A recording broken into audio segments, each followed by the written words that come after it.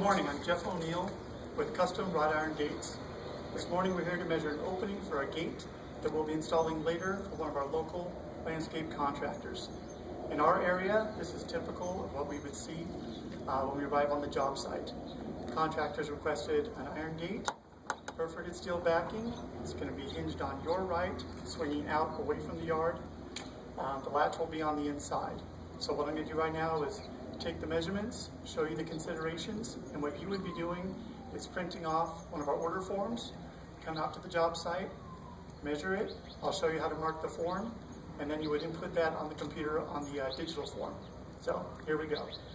First thing to do is to decide what is going to be the front of the gate. The front is going to be the more finished side. If there's no backing or no synthetic wood, both sides are going to look very similar. This gate is going to have perforated steel backing, so the back will be this side, you'll be looking at the front. The other thing you want to consider is the swing of the gate. Again, this gate is going to be hinged on this side, swinging out. So what I want to do is make sure that the ground is not going up that would impede the gate opening. Right here it looks pretty level, and it's actually swinging away from the opening, so we should be good. We measure top, middle, and bottom on the width of the gate. The gate has to be built for the smallest opening, so it's important we have all three measurements, and all three measurements are correct. I've got 41.5 inches on the top, middle, 41.75 of an inch. The bottom is 41.75 of an inch. As you notice, they're different. We run into that all the time. It's not a big problem.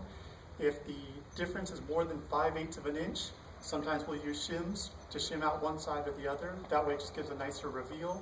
And then you can either stucco or caulk the edge to hide the gap opening.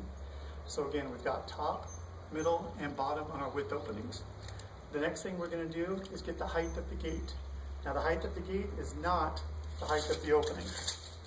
From here, from the ground to the top, is 76 inches.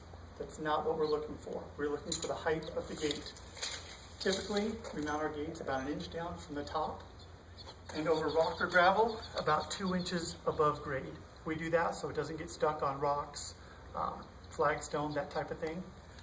The reason we don't mount to the very top is because usually the pillars are not exactly level. Plus, if one side is off one way or the other, if this level was off, if you mounted it even here, it would either be above or below on this side. So by mounting it about 1/2 inch to 1 inch down, it hides that difference.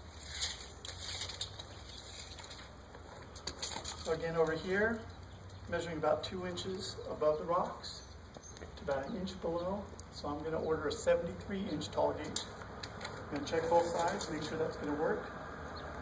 On this side, the rocks are gaining a little bit. 73 inches is still going to work. The rocks are a little bit higher on this side, so when I bring the gate out, I'll probably just grade it out a little bit and go from there.